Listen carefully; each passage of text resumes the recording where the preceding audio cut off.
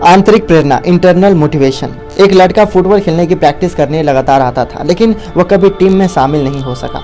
जब वह प्रैक्टिस करता था तो उसके पिता मैदान के किनारे बैठकर उसका इंतजार करते थे। मैच शुरू हुए तो वह लड़का 4 दिन तक प्रैक्टिस करने नहीं आया। वह क्वार्टर फाइनल और सेमीफाइनल मैच के दौरान भी नहीं दिखा, लेकिन लड़का फाइनल मैच के दिन आया और उसने कोच के पास जाकर कहा, आपने मुझे हमेशा रिजर्व प्लेयर में रखा और कभी टीम में खेलने नहीं दिया, लेकिन कृपया करके आज मुझे खेलने दे। कोच ने कहा, बेटा मुझे दुख है कि मैं तुम्हें यह मौका नहीं दे सकता। टीम में तुमसे अच्छे खिलाड़ी मौजूद हैं। इसके अलावा यह फाइनल मैच है, स्कूल की इज्जत दांव पर लगी है।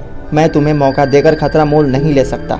लड़के ने मिन्नत करते हुए कहा, सर मैं आपसे वादा करता हूँ कि मैं आपके विश्वास को नहीं तोड़ूंगा। मेरी आपसे विनती है कि मुझे खेलने दे। कोच ने इससे पहले लड़के को कभी इस तरह विनती करते हुए नहीं देखा था। उसने कहा, ठीक है बेटे, जाओ खेलो, लेकिन याद रखना कि मैंने यह निर्णय अपने ही बेहतर फैसले के खिलाफ लिया है और स्कूल की इज्जत दांव पर लगी है। मुझे शर्मिंदा ना होना पड़े। खेल शुरू हुआ और लड़का तूफान की तरह खेला। उसे जब भी गेंद मिली उसने गोल मार दिया। कहना ना होगा कि वो उस मैच का हीरो बन गया। उसकी टीम को शानदार जीत मिली।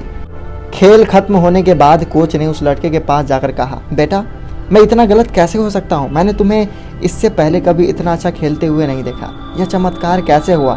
तुम इतना अच्छा कैसे खेल गए? लड़के ने जवाब दिया, कोच आज मेरे पिताजी मुझे खेलते हुए देख रहे थे। कोच ने मुड़कर देखा उस जगह को जहाँ उसके पिताजी रोज आकर बैठते थे, लेकिन वहाँ पर कोई नहीं बैठा था। उसने पूछा, बेटा तुम जब भी प्रैक्टिस करने आते थे तो तुम्हारे पिताजी वहाँ बैठा करते थे, लेकिन आज वहाँ पर कोई नहीं है। लड़के ने उत्तर दिया, कोच मैंने आपको कभी ये नहीं बताया कि मेरे पिताजी अंधे थे। 4 दिन पहले ही उनकी मृत्यु हो गई। आज पहली बार वो मुझे ऊपर से देख रहे थे। आत्मसम्मान, उपलब्धि का एहसास, जिम्मेदारी और विश्वास जैसे आंतरिक प्रेरणाएं व्यक्ति के अंदर से आती है। आंतरिक प्रेरणा व्यक्ति को अनुभव होने वाली आंतरिक संतुष्टि है। इसका संबंध जीत या सफलता से नहीं होती, बल्कि या तो किसी काम को पूरा करने से महसूस होने वाली पूर्णता से जन्म लेती है। इसका रिश्ता केवल मंजिल पाने से नहीं, बल्कि किसी काम को अंजाम तक पहुंचा देने का एहसास से होता है। किसी निरर्थक लक्ष्य को हासिल करने से आत्मसंतुष्टि नहीं मिलती। आंतरिक प्रेरणा टिकाऊ होती है क्योंकि यह इंसान के अंदर से ही जन्म लेती है और आत्म प्रेरणा का रूप लेती है। सफलता पाने के लिए अपनी प्रेरणा को पहचानने और लगातार शक्तिशाली बनने की ज़रूरत होती है। अपने लक्ष्य को लिखिए और उसे अपने सामने रखकर सुबह शाम रोज पढ़िए।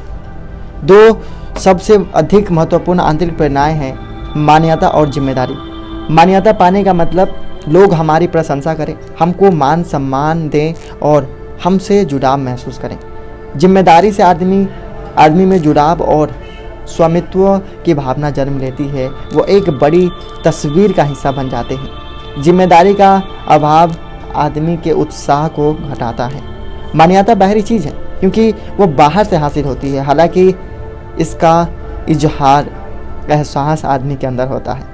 दूसरी ओर जिम्मेदारी एक अंदरूनी एहसास है और इसकी अनुभूति व्यक्ति को अपने अंदर होती है। जिल का उदाहरण लें, वह एक ग्राहक सेवा प्रतिनिधि थी और इस काम में 6 सालों से जुड़ी थी। इस काम में कर्मचारी जितनी जल्दी बदलते हैं, उसे देखते हुए वह यह काम में लंबे समय से काम कर रही थी। जिल को अपना काम पसंद था। उसे ग्राहकों से बात करना और उनकी दिक्कतों को दूर करना अच्छा लगता था, लेकिन उसे एक बात नापसंद थी। 2 साल से भी कम समय से काम कर रहे दूसरे ग्राहक सेवा प्रतिनिधियों को भी उसकी बराबरी का दर्जा दिया गया था। वह इस बात से हताश हो जाया करती थी कि कई ग्राहक सेवा प्रतिनिधि उसकी सलाह सुनना ही नहीं चाहते थे। उनके सामने जब कोई दिक्कत आती थी तो वे सीधे मैनेजर के पास चले जाते थे, जबकि मैनेजर के पास जिल जितना काम का तजर्बा नहीं था। मैनेजर ने गौर करना शुरू किया कि जिल का काम हालांकि खराब नहीं था, पर वो पहले जितना अच्छा नहीं रह गया था। वह अपने काम से खुश नहीं लग रही थी। वह इतनी अच्छी कर्मचारी को खोना नहीं चाहता था, इसलिए उसने जिल की तनख्वाह बढ़ा दी। लेकिन काम के बारे में जिल का नज़रिया नहीं बदला। अधिक पैसा पाना किसी को भी हमेशा अच्छा लगता है, पर जिल तो सम्मान चाहती थी। उसके बाद मैनेजर ने जिल से कुछ देर तक बात की। उसके असंतोष की वजह जानने के बाद मैनेजर ने जिल को सुपरवाइजर का दर्जा दे दिया और दूसरे प्रतिनिधियों को निर्देश दिया कि भविष्य में आने वाली सारी दिक्कतों का ब्यौरा उस तक जिल के जरिए ही पहुंचेगा। जिल की बढ़ी हुई जिम्मेदारी ने उसकी सम्मान पाने की इच्छा पूरी कर दी और उसकी काम करने की शक्ति फौरन बढ़ गई। आर्थिक पुरस्कार अस्थायी होता है, उनका असर थोड़ी देर के लिए होता है, वे लंबे समय तक आत्मसंतुष्टि नहीं दे पाते। इसके विपरीत किसी सोच को अमल में आते हुए देखने का ख्याल अपने आप में भावनात्मक आत्मसंतुष्टि प्रदान करने वाला होता है। लोग महसूस करते हैं कि उनके साथ बेजान चीज़ों की तरह पेश नहीं आया जा रहा है। वे खुद को एक उपयोगी टीम का हिस्सा मानते हैं। सही काम करना ऐसा पुरस्कार है जो खुद ही प्रेरणादायक है।